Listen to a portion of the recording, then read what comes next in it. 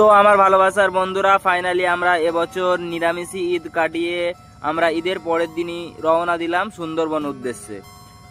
সুন্দরবনে যাওয়ার জন্য আমরা ফার্স্টে চলে এলাম ডায়মন্ড হারবার স্টেশনে।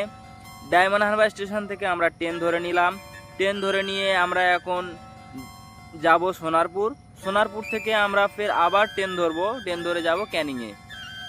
তো শিয়ালদা থেকেও আসা যাবে ক্যানিং পর্যন্ত। তো ক্যানিংয়ে পৌঁছে দেখি আমাদের জন্য ভাইয়েরা অটোতে করে পিক আপ করে নিল বোর্ড পর্যন্ত। বোর্ডের কাছে আমরা পৌঁছে গেলাম। ফাইনালি বোর্ডের কাছে চলে আসার পরে বোর্ডটা দেখলাম, আমাদের বোর্ডের নাম ছিল এমবি সুলতানা। তো দেখা যাক বোর্ডে উঠে আমাদের জন্য কেমন কি ব্যবস্থা রেখেছে। তো আমরা এবারে বোর্ডে উঠলাম, চলো দেখাই তোমাদেরকে। তো বলে রাখি, আমরা লোকনাথ ট্রাভেলসে এসেছিলাম।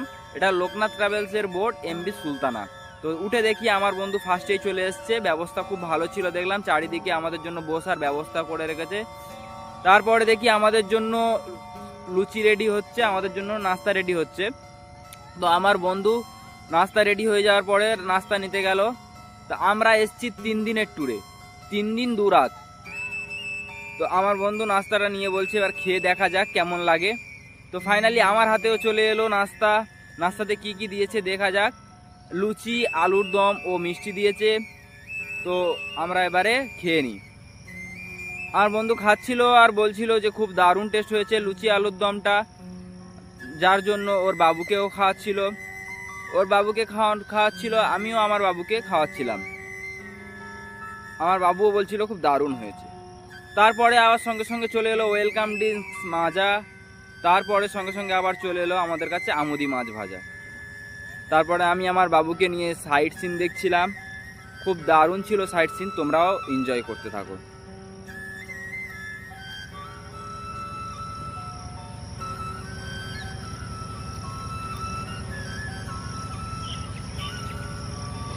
তো আজকের এই ভিডিওর মধ্যে আমরা আজকে সারাদিনের 3 দিনের মধ্যে আজকে সারাদিনে কি হয় এই ভিডিওতে তুলে ধরবো।